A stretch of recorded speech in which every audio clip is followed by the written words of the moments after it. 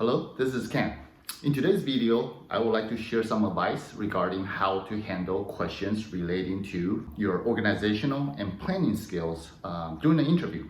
So obviously, as you come across a lot of job descriptions, job openings, sometimes you will see that the employer asking for particular skill set, such as analytical skill sets, critical thinking, and also a most common one is your organizational and planning skills. As a newly graduate student, it's really hard to kind of use an example to explain how you have acquired those skills and where you have applied them, because obviously you don't have a lot of work experience where you can use as your example to say, here is how I have demonstrated my planning and organizational skills. So because you don't have a lot of experience, you haven't really ran a project as you were always been a student. So it's hard to really respond in a way that you feel like you can impress the interviewers of how you actually demonstrated those skill sets. Now, first thing I will actually explain is that a lot of times it's not really about what you have accomplished in terms of applying those skills. Naturally, when we hear those type of questions that ask you for a scenario or experience where you demonstrated exceptional planning and organizational skills, when we hear questions like that, naturally we want to find an experience or a particular example that is, impressive. So we naturally wanted to say, all right, what's the largest project I have ran? I want to explain that, I ran a 100 people project team. I organized a wedding for 500 attendees, things like that. But obviously as a student, you don't have a lot of that under your belt. And quite frankly, most of the time, the question that's asking you to explain where you have applied planning or organizational skills is not really homing in on the size of what you have experienced. So that's naturally what we wanted to do, but it's not really what the intent of those questions are during the interview. So what are the intent? The intent is definitely for the interviewer to try to understand whether or not you naturally have those certain abilities that you have applied and that you understood and you acknowledge how you have applied them in your experience. So what does that mean? That means you can definitely apply all those skill sets in terms of organizing something or planning for something, for an event as small as a family vacation, a birthday party. All of that small scale experience utilizes the same exact skill set.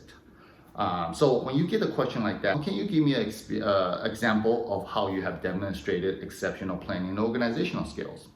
So your response can easily be, I have organized a family vacation last summer to New York.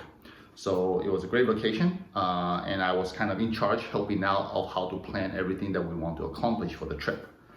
Now I know you're probably at this point saying that is not impressive at all. Everybody can go into an interview and say something like that. It doesn't really have that punch, right? That impression you want to leave the interviewers with that type of response, and I completely agree with you. So it's not about the actual event or the experience like I mentioned earlier. So what is it about? It's about you articulating and communicating how you went about doing so. That's where you're demonstrating and explaining where your skills actually comes in, as well as you're telling the interviewers not only you did that, you're fully cognizant and you're fully aware the skill sets that need to be leveraged to accomplish such a task or such an event. So if I were to re-explain using your vacation planning example to an interviewer, maybe you will go something like this. You can explain to the interviewers that, yes, I organized a family vacation to New York. So how I went about doing so in terms of planning and organization skill set is I first talked to my family members. I talked to my parents, I talked to my siblings. So party of 4 or 5 people, we want to take a trip. The first thing I have to do is definitely to try to find out what is the scope of what we want to accomplish. So I talk to everybody, I make a list. Dad wants to see certain museums, mom wants to see certain sightseeing locations, and my sister, my brother want to eat at certain restaurants, and so on and so forth. I have to understand the scope of what I'm trying to plan for. What is the ultimate best outcome for everybody? What is everybody's expectation? So that allows me to gather all the requirements to make this a successful planning. So that's my first step. I will actually try to understand the scope of my what I'm planning for, and then literally compile a list of things that needs to be accomplished. So that's the first step of my planning. Second of all, for this trip, I then conduct more research based on the goals that I'm trying to plan for. Try to make sure I can hit all this checklist for my family members that's going to be involved on this trip. Everybody has their wish list. So I want to make sure how I can optimize this trip by hitting as much of those as possible. Now, along with my information gathering from the stakeholders, I will also organize the constraints.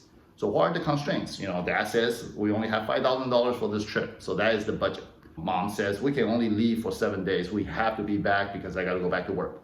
So there's other constraints doing this organization and planning that I have a fixed amount of dollars I need to work with, as well as I have a limited time frame where I have to fit all this into. Again, you're explaining this in a different way. It's still a vacation that you plan and organized, but in terms of going into the details about how you go about it, I'm pretty sure when you plan a trip like this, you have to actually go through what I just described. Now, whether or not you articulate it that way or you're consciously knowing that's what you did, that is kind of the advice for you. You have to surface those during the interview, because it's not about how big the size of the event you're planning for. It's do you understood how you have acquired or applied the skill set that they're looking for.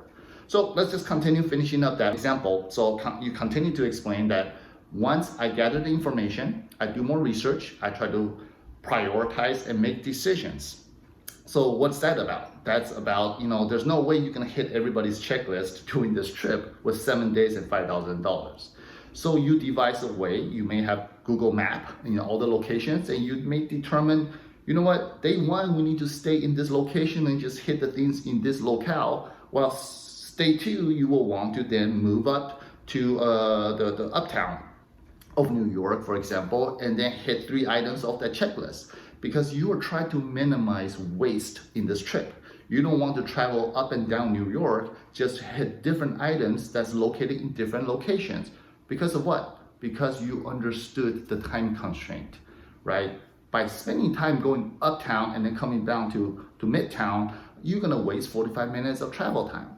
So part of your organization is you actually decided that you want to tackle one location at a time per day to hit as many locations that everybody wants to go based on that locale. So again, that's organization. That's how you plan to do this, so that you minimize time wasted commuting. And then it allows you to maybe check out more things on the list than going back and forth in a single day to different locations. Along with that, the budget constraints, right? You may be looking at, should I tell the family we're gonna take taxi between locations, or do we take the subway? And you are trying to analyze what's the best way to organize this to minimize the cost of travel. So you kind of get my point. So the stage one is definitely understand when you try to plan for anything in your life, you probably try to understand exactly what are the list of things that you are planning for to accomplish. Then the second stage of this planning experience, you probably apply the skills of trying to organize all this information so that you can make decisions and you can prioritize. Along the way, you probably go back to your parents and your siblings and ask them for their input. So you will present some of your findings, you'll present your recommendations, and then you'll ask them to help you make decisions and prioritize accordingly. That's all part of organization. It's not about you making all the calls. It's about you constantly going back to the people and make sure that they're on top of it, they're on board, and they will help you prioritize, and they will understand the expectation that they're not gonna hit every single thing on their list, but they're okay with it because they understood that there's constraint that you already helped them analyze, and you are proposing the best optimal way to accomplish the most out of this trip. Now, the last stage of answering this type of question, make sure you always circle back and say, the goal is to maximize the outcome, maximize everybody's expectation, try to hit as much items on the list as possible while staying within the time limit that you are given, as well as the budget that you are given. And therefore, by answering this type of question, even though it's just planning for a vacation, you communicated specifically the skill sets that you have applied. So you can do this to a birthday party, small wedding reception, a club at the school, or even the group projects that you did for one of the courses. You've probably gone through a certain level of that skill sets or applying those skill sets in doing those endeavors. So don't get too hung up about trying to figure out and think about, what's the biggest thing, most complex thing that I can throw out as an example to impress. No, you impress by explaining something very simple that you know that you have done. Then it is how you articulate your skill sets that you have applied to that endeavor.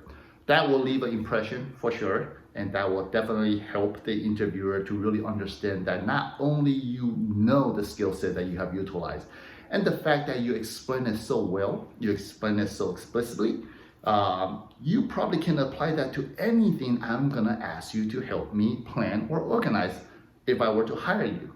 Hopefully you find this tip or advice helpful in terms of responding to demonstrating your planning and organizational skills during an interview. If you think all my videos are helpful, please hit the subscribe button. That way in my future videos, you'll get alerted, and hopefully additional advice will also help you in the future. Thank you.